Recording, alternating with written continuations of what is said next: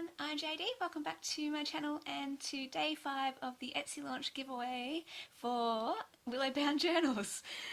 So this is Art Journal Cards pack number 4, which is in my shop.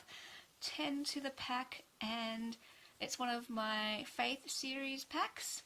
And so in this video I will share the stories behind them, and that will let you know if you'd like to enter the giveaway or not. So this one, quite a few of them actually have a mental health background behind them.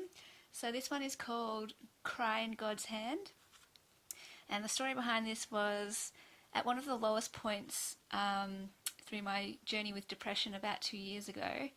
I was crying in the pantry on my knees, and it was that kind of out of control almost feeling where I was shaking. And I was talking to God and just saying, you know, I'm so sorry, God, I'm so sorry I feel this way, and it's something wrong, it's not good, and I'll come back later when I feel better, and then I'll talk to you then. And that's the kind of thing that I would always say to him whenever I felt sad or down. And for some reason, because I thought it was bad for me to feel that way, and I didn't want to bring that kind of those emotions to him. But for the first time, he actually spoke to me about this while I was in that pantry, and he said to me, "It is okay," and cry in my hand. And it shocked me so much that I instantly stopped crying, which I didn't think was possible at the time. And I was just like, what do you mean? I don't understand. I have to go think about this. So I went to the beach, literally straight after. I just went to the beach, sat on a rock with my journal, and I was just chatting to God, going, I don't get it, God. I don't know what you mean, because it was just such a novel idea. And he was just telling me, first of all, it's okay to cry, it's okay to feel sad emotions, and it's okay to bring them to him, and he will just hold me and love me through it all. And in fact, he wants me to express all my emotions. And, you know, that was a huge lesson for me to learn. And then the second thing that he was just saying was, at that time, my depression and anxiety made me feel like the whole world was on my shoulders. And it's those irrational thoughts, but it was just, I felt like it was all up to me, and I was responsible for everyone's pain, and I just felt everyone's pain and thought it was up to me to fix it all. And he just reminded me that I didn't have to fix it all. It wasn't up to me. I didn't have to hold the whole world in my hands, because he held the whole world. And I didn't even have to hold myself together, because he held me. And so it was just this biggest burden off my shoulders in that moment. And I went, okay, I'll let go. I let go. And I could let go. The only reason I could let go of the world and myself was because I knew that God was holding the world and he was holding me.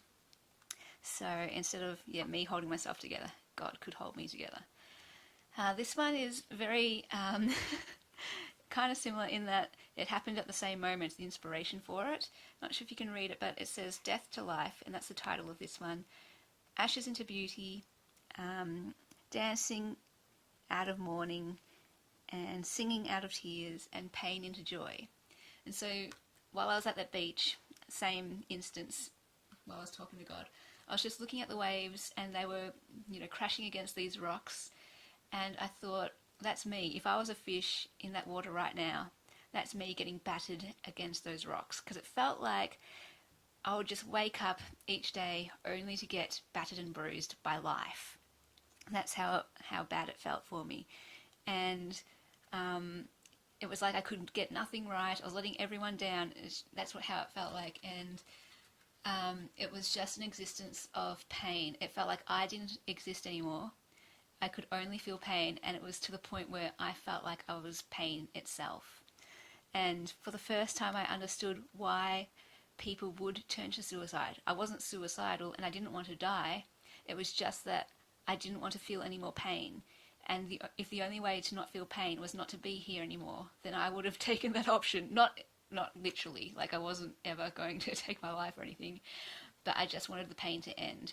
And I saw this bird fly over the water, And at that spot where I was watching the waves crash against the rocks, it plucked something from the water and flew off. And I thought to myself, well, that would solve the problem. And I laughed because I realized I'd made a joke. I made a joke, and it really encouraged me in that moment because it showed me that I could still have a sense of humor, even though I was feeling so, depressed. And I just meant in that I thought, oh well, instead of being bashed against the rocks, it would solve the whole problem if I was swallowed by a bird.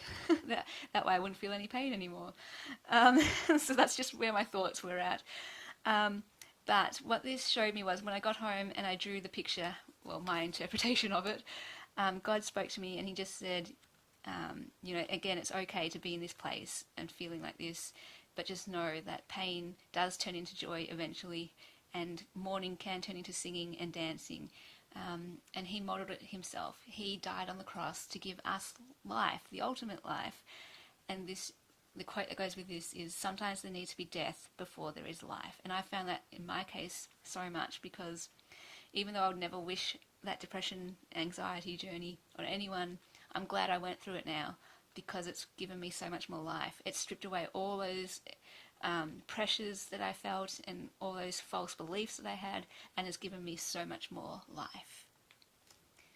This one is called Heaven on Earth, and is about how when I was in that moment of depression and anxiety and just feeling the whole world's pain, it was like ridiculous. I'd watch TV ads and I'd just cry because I would be feeling so sad for the people in the ads, whatever it was, like homelessness or bullying, oh my goodness, and poverty and war. When I'd watch those ads, I would just be crying because I just felt all the world's pain as my own pain.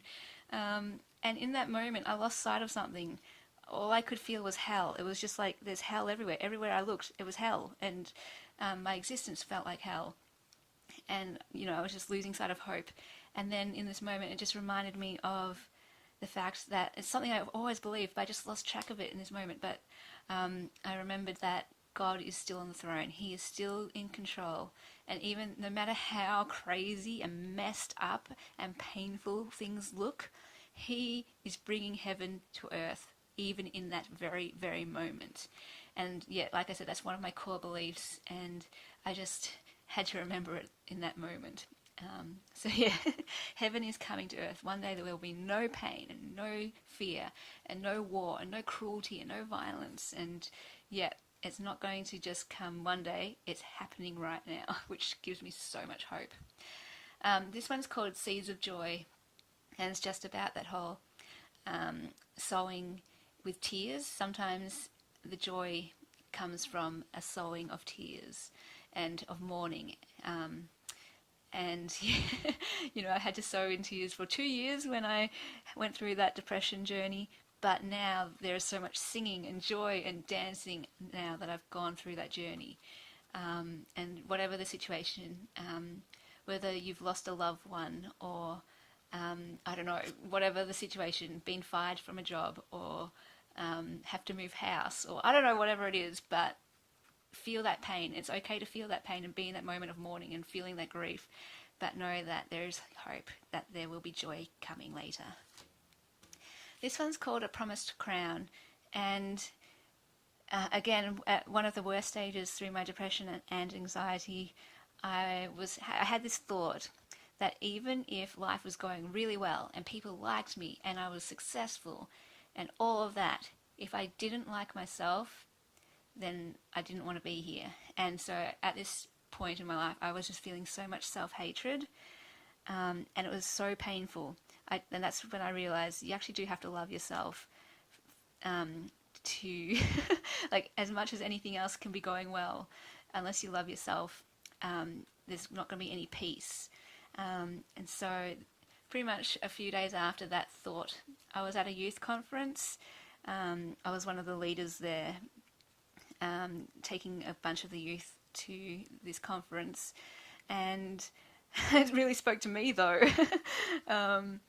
I was just chatting to God and he gave me a vision. So sometimes he speaks to me through visions, and in the vision he gave me this crown, and I did a terrible job of drawing it, but that's okay because it's symbolic, so symbolic to me, and that's where I find the meaning. But he knew how to speak to me, and like I love crowns and princesses, and I love silver and jewels and sparkles.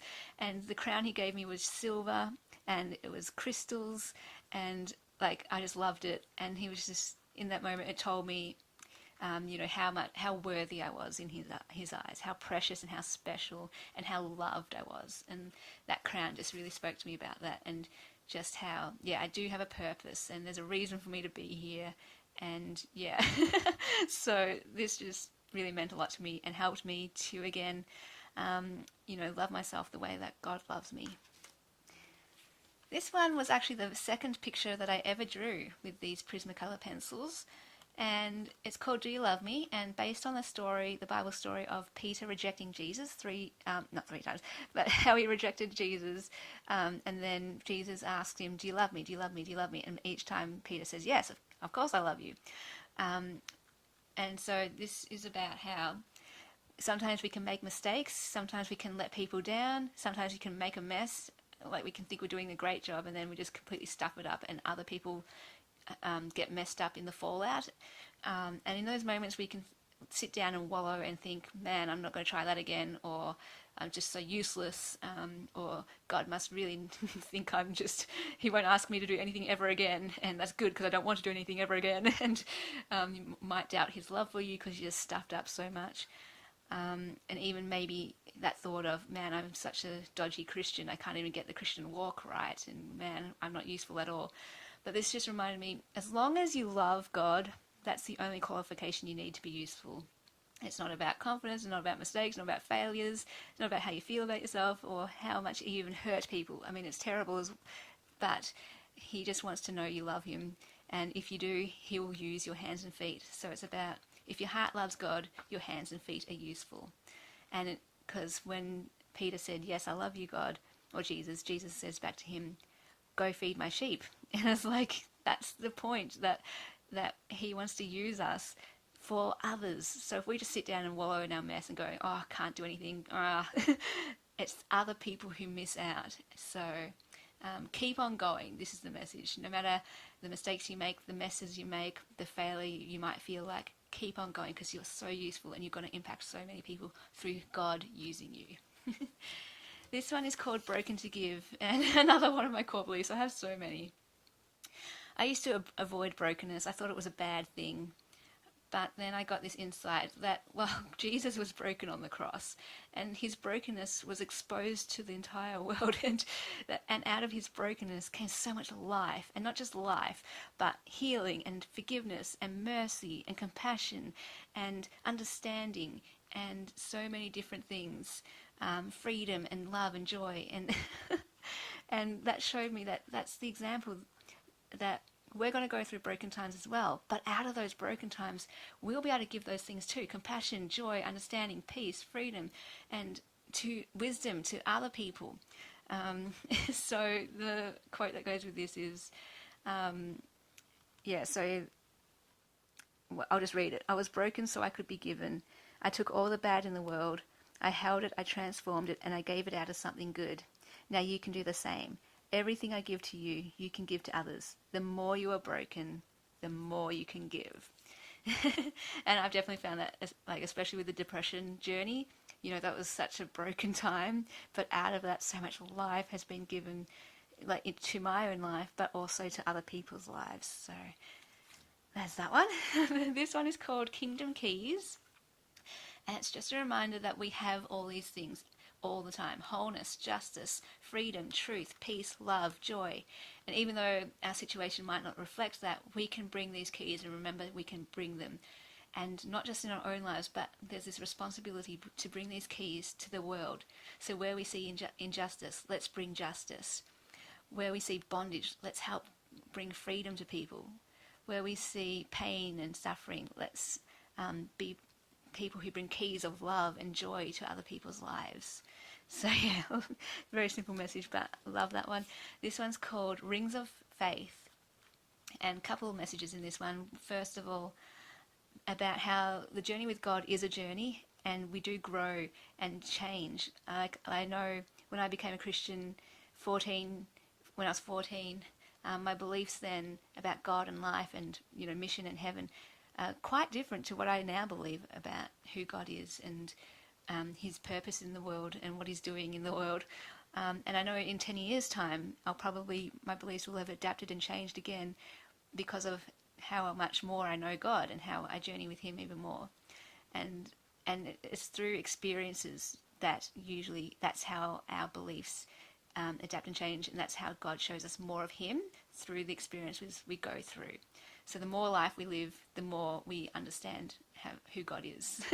The other thing is these questions are two questions I like to keep asking myself, and just going back to basics, and because you can get so caught up in trivial things like, what path should I take, or what should I do, or what and you can get so caught up. And if you just go back to these basics, for me it really helps.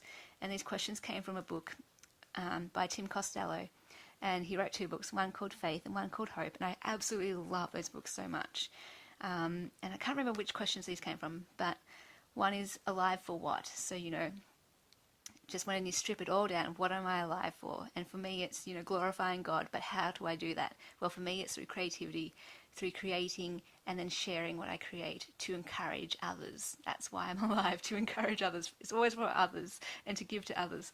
And what can I give? Well, there you go. So we've all got our time, our resources, our money, and our stories that we can give others, and I'm always just wanting to do that and to give any way I can, but especially through creativity, because that's what I'm made to do. So yeah, this one is called Worship, and it was just this insight that I had in a moment. I was in this situation where not long ago where I was with some people and I didn't feel like I felt in. I didn't feel like I fit in. And I've kind of felt like that my whole life, really, through all school. And the conversation they were talking about, it was just something that, talking kind of trash about people and that kind of stuff. And I just wasn't wanting to engage in that. But when I was at primary school, high school, I would have changed myself to fit in. And I would have talked like other people to impress them and try to be like other people. And in this moment, all those feelings came back, and I just felt really, alone, like a loner and out of place and insecure, and I usually would have tried to impress people, but in this moment I just was like, no, okay, I can just sit back here and be a loner and be by myself, and it's okay, because I realized by just being true to myself, being yourself and being kind and being loved, and what I mean by be loved is living out of a place of knowing you're loved. I was worshipping God just by doing these things. So even though I wasn't, into what they were talking about, I was still kind to them and still loved them. I still thought they were all amazing. They were strangers, but I wanted to get to know them and get to know their hearts, and just thought they were so amazing, because I think all people are amazing. And I was just being myself, and acting out of a place of being loved. And that's what I mean by how it was only through knowing that I was loved that I could be myself, that I could have that security and just to be that person that I am without trying to be liked and to belong and to fit in. And so, yeah, it was just this really simple insight of one way that we can show God to people and worship him is to be ourselves, be kind, always be kind to people no matter what, and to know who we are and be loved. And yeah, so yeah, and because this is people dancing and I love to dance, and so that's just how I like to express my another way I express worship is through dancing, because often I'm too scared to dance in front of people, but that's how I express who I am and how I feel and my love for God, and to not worry what people think when I'm dancing. That's a way that I can express my worship as well. So awesome. So these are the cards, and if you're interested in this giveaway, all you need to do is be a subscriber, like the video, and let me know which picture you connected to the most or liked the most. And that opportunity, of course, is always there for you to share why it spoke to you, and for you to share a bit of your own story, because it will definitely encourage anyone who reads your comments, I'm sure. And you never know who might need to hear exactly what you've had to say just in that moment. But only share what you feel comfortable with, of course. And yeah, so there is, I think, one more giveaway coming up with the journal, and yeah, only a couple days left that the Etsy sale will be on, with $10 to $15 off my journals. So I'll link all of that below for you guys, and I'll see you guys in the next video. Bye!